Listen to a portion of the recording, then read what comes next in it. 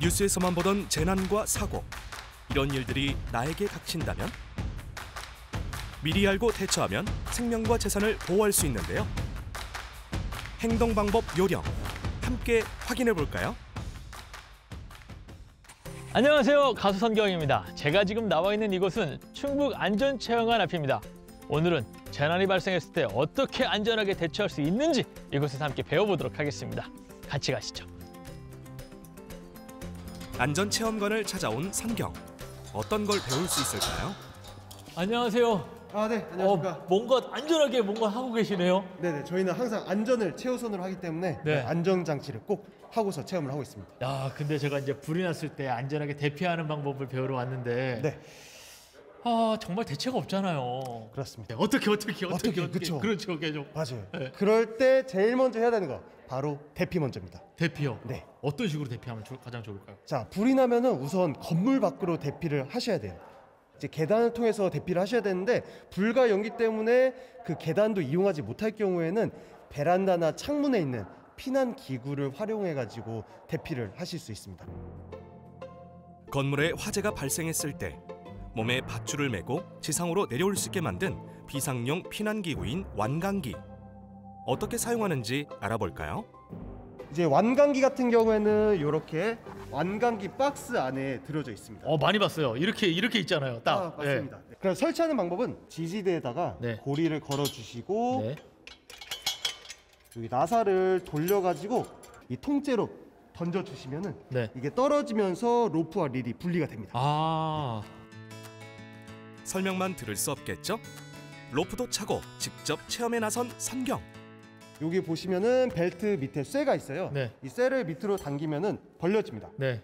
몸통에 착용을 해주세요. 네. 근데 이 벨트를 허리에 착용하면은 우리 신체 중에서 하체보다 상체가 무거워서 내려가다가 뒤집어질 수가 있어요. 겨드랑이 끝까지 올려주신 다음에 쇠를 다시 몸쪽으로 당겨주시면 되는데요. 고정은 안 돼요. 고정은 안 되지만 우리가 내려가면서 체중이 이제 실리면은 꽉 조여지니까 풀리진 않습니다. 내려가시다가 뭐 에어컨 실외기나 화분 같은 게 있으면은 장애물이 있으면은 살짝 미치면서 피하시면 되고요. 준비가 됐다면 이제 난간 끝에 서고요. 자, 지금 이제 이 로프를 타고 내려가실 거예요. 네. 근데 지금 이렇게 헐렁하면은 그러니까요. 이 상태로 내려가면 뚝 하고 떨어져요. 예. 그러면 안전사고가 발생을 할 수 있기 때문에 반대편에 당겨가지고 텐션을 주신 다음에 내려가셔야 돼요. 네. 좋습니다. 자, 다리 하나 내리시고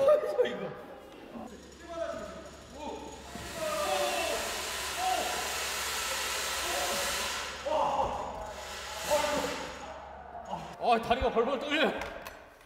야. 아이고야. 완강기 사용법은 아이들도 익힐 만큼 간단하지만 눈으로 익히고 내용을 제대로 숙지해야 위급한 상황에서 이용할 수 있습니다. 작은 불일 경우에는 가정이나 주변에 있는 소화기로 진화를 시도할 수 있습니다. 단, 불길이 제대로 잡히지 않았다면 끄려고 애쓰기보단 바로 대피를 해야 하는데요. 이때 당황하지 말고 비상구 표시를 꼭 확인하세요. 자, 우리가 이제 높은 건물에 있을 때 두 가지의 선택사항이 있어요. 네. 엘리베이터를 이용해서 탈출할 거냐, 계단을 이용해서 탈출할 거냐. 자, 어디를 이용하시겠습니까? 빨리 가려면 엘리베이터고 네. 힘들게 가려면 계단. 화재가 났을 때는 절대 엘리베이터를 타시면 안 됩니다. 왜 그렇죠?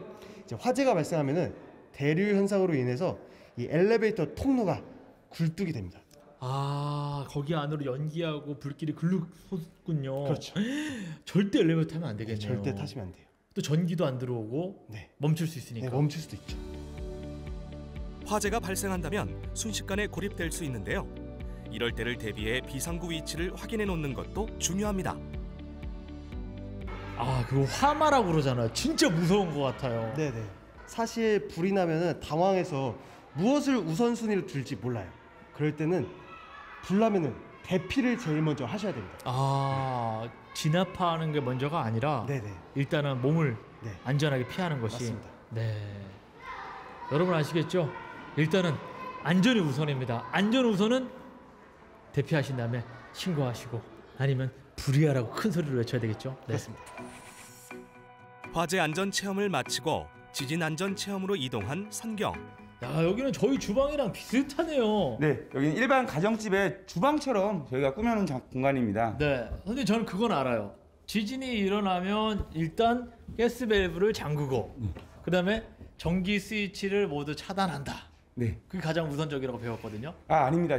지진은 길어야 1분에서 2분이기 때문에 내 몸을 안전하게, 특히 머리를 다치지 않는 게 중요하기 때문에요. 네. 식탁이 있다면 식탁 아래로 내려가서 식탁 자리를 잡아주시고요. 식탁이 없다면 가방이나 방석, 또한 가방이나 방석까지도 없다면 이 손으로 머리를 감싸주시고요.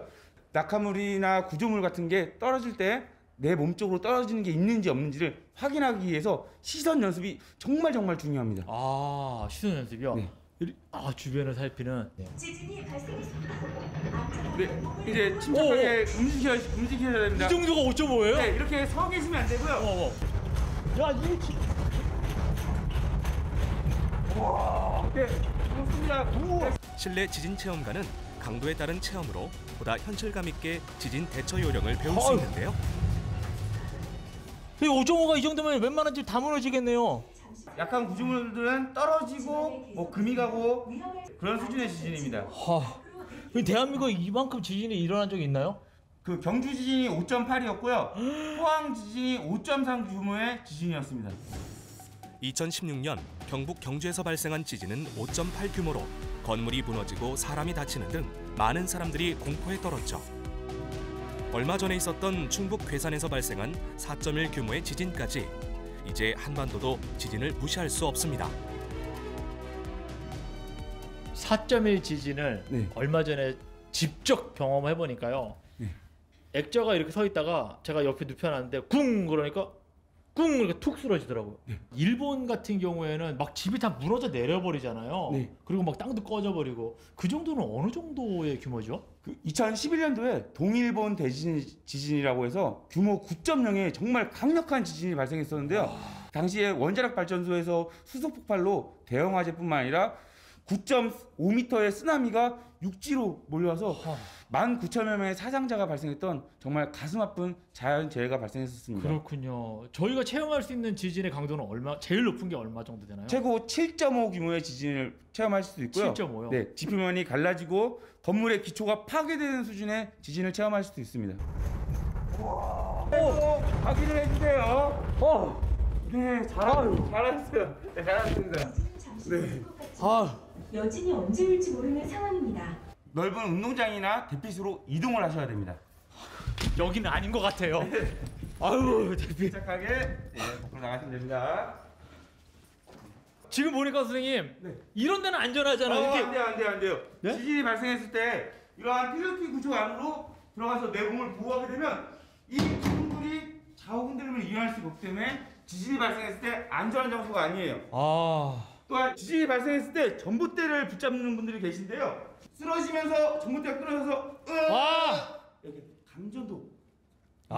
그래. 우리가 떨어지거나 쓰러질 물건, 특히 전봇대. 그럼 여기서 어디 피할 데가 여기가 제일 넓은데 여기네 여기. 네, 좋습니다. 또 근데 아까 제가 지진은 2번 이상 발생한다고 했죠? 네. 네. 지금 이제 여진 체험을 하실 건데요.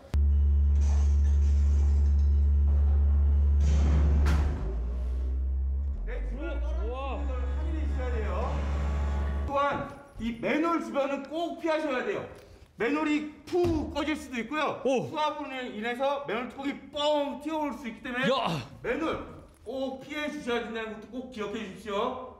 이거 가방을 이제 항상 가져다니는 거. 이게 머리를 보호해야 되니까. 네. 근데 정말 무섭네요. 맞습니다. 네. 지진이 멈추고 나면 가스 밸브도 잠가주시고 차단기에 있는 전원 스위치도 모두 내려주신 다음에 네. 안전한 넓은 운동장이나 대피소로 이동을 해주시면 되고요. 충북 안전체험관에서 지진 체험 교육도 받으실 수 있으니까요. 언제나 충북 안전체험관으로 방문해 주셨으면 좋겠습니다. 이 밖에도 충북 안전체험관에서는 소중한 생명을 살리는 심폐소생술도 배워볼 수 있는데요.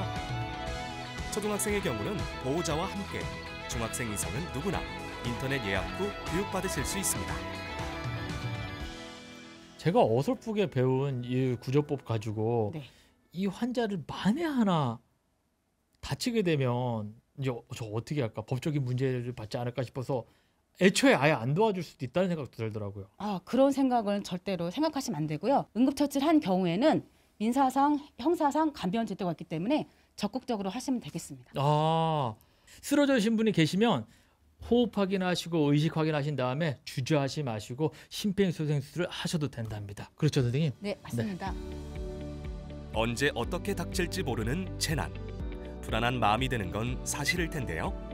혹시 뭐 내 가족이 저럴 수도 있는데, 허망하게 갈 수 있는데, 이런 생각을 해서 이제 그런 경험들을 마치 내가 겪은 상황인 것처럼 그렇게 느낄 수 있을 것 같고요. 사회적인 책임감을 느끼는 거죠. 저희가 사회 구성원으로서 그런 책임감, 죄책감 이런 것들 때문에 이제 그런 뭐 슬픔이나 이런 것들이 확산돼서 느낄 수 있겠죠. 이제 그분들이 어떻게 죽었고 어떤 사고에서 생겼고 원인 이런 거에 대한 충분한 사실을 다 알고 있으면서 그 다음에 그것을 안고 살아가야 되는 게 맞는 거죠. 여러분도 배운 만큼 대비할 수 있겠죠? 재난은 시간과 장소를 가리지 않습니다. 미리미리 준비하세요. 일상생활에서 접할 수 있는 다양한 재난과 재해. 몸으로 익히고 실전처럼 배우면 달라집니다. 소중한 우리의 생명을 위한 안전. 우리 모두 꼭 지켜주세요.